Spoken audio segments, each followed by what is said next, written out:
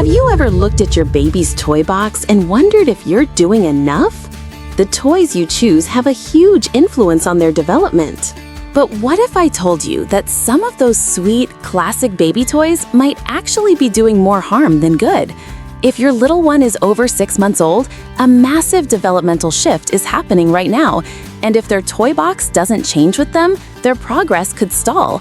It's time to give their toys a little update. Hi, I'm Sarah, and I'm not a pediatrician or a child development expert. I'm a mom, probably a lot like you, who has spent way too many late nights buried in research papers and parenting books. My mission is simple. I do the reading so you don't have to. Welcome to my corner of evidence-based parenting. So let's get into it. The hidden danger of so-called newborn toys.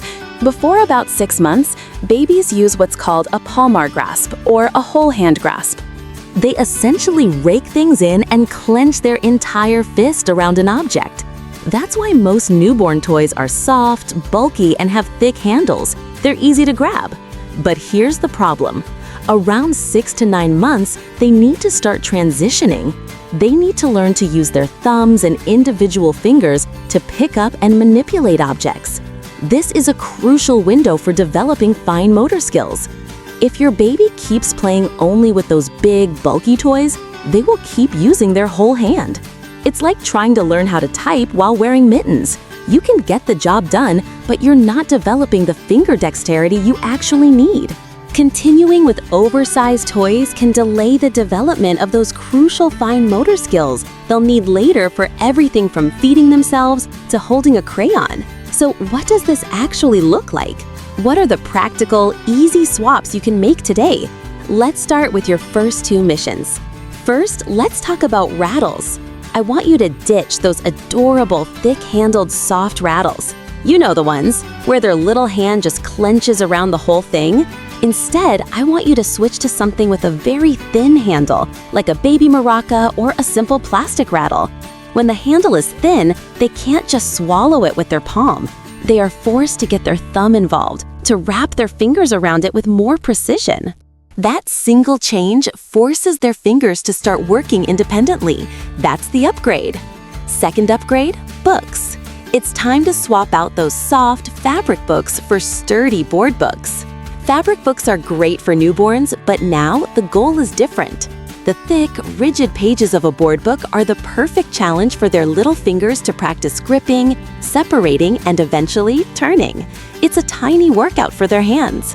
But I know those board book pages can be stuck together and really tricky for them. So here is a pro tip, a little hack that was a game changer for us. Take some elastic hair ties and place one between each page of the board book. This creates just enough separation for their fingers to find a grip. It removes the frustration and gives them that little win of turning the page themselves. It's fantastic. And on that note, what are some other clever hacks you've discovered to adapt toys for your baby?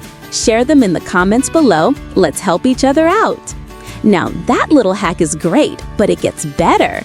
What if I told you that some of the most powerful new toys for this stage are actually ones you already own, just waiting to be used in a completely different way? Think about that baby gym or play mat that your little one might be getting bored with. Before you pack it away, take a closer look. See those plastic links that hang the toys? Take them all off. Connect them into a simple chain. This chain is magical. It's lightweight, it's easy to hold, and it makes an interesting noise when they shake it. But its real purpose is to teach one of the biggest milestones of this age, transferring an object from one hand to the other. They'll grab it with their right hand, examine it, then pass it over to their left hand. This crossing the midline action is a huge deal for their brain development, helping the 2 hemispheres learn to communicate. And this simple chain of links is the perfect tool for the job. Okay, are you ready for the aha moment? The one concept that unlocks a huge leap in your baby's brain? Let's talk about shape sorters and ring stackers. But here's the twist. At this age, we are not using them for sorting or stacking. Forget the box, forget the pole. The individual shapes and the rings themselves are the toys. Think about it. A plastic ring from a stacker or a square from a shape sorter is the perfect size. It's small enough that it requires precise finger control to pick up, but still large enough that it's not a choking hazard. It encourages them to use a pincer grasp, using their thumb and forefinger, which is a massive step forward. But here is where the real magic happens. It's what I call the 3-shape problem, and it teaches them a huge cognitive skill: intentional release. I want you to picture this. Your baby is sitting on the floor. You hand them one shape, and they grab it in one hand. You hand them a second shape, and they grab it in their other hand. Now, both of their hands are full. This is the moment. You then offer them a third shape, holding it out right in front of them. And just watch. You will see the gears turning in their little brain. They'll look at the toy in their right hand. They'll look at the toy in their left hand. They'll look at the new, exciting toy you're offering. They are actively problem-solving. How do I get that new thing when my hands are already full? And then, plop.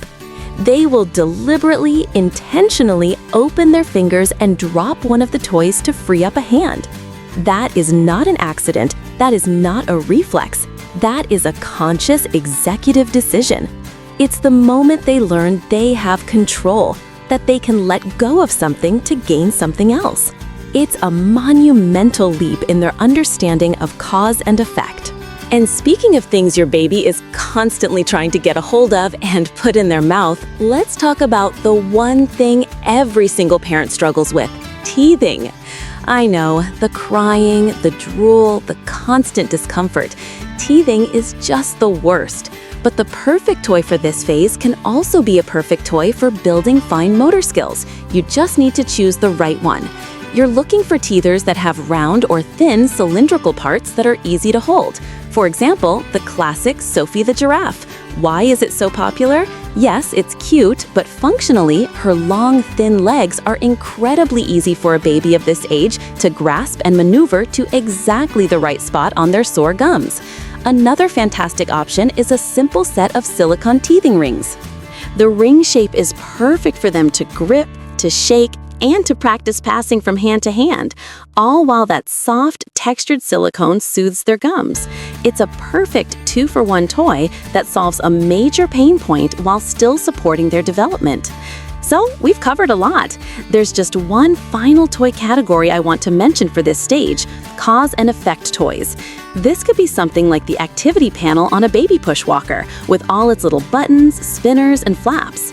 These toys are brilliant because they teach your baby that their specific actions have a direct and immediate result. When they poke this button, it makes a sound. When they pinch and turn this dial, it clicks. This refines their finger isolation and their pointing skills, teaching them that one little finger can make something big happen. Ultimately, the goal at this age is simple: give them toys that encourage and require finger use over a whole hand grip. I know this is a lot of information to remember. To make this even easier, I've compiled all these milestones into a free, easy-to-read chart. The link is in the description if you want to track your baby's progress.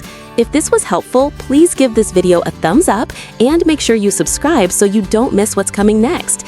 And you will want to be subscribed because in my next video, I'm revealing 4 popular toys that can actually slow down your baby's gross motor development. I'm talking about some of the most common items you see in every store, and one of them is probably in your living room right now. You'll definitely want to know what they are.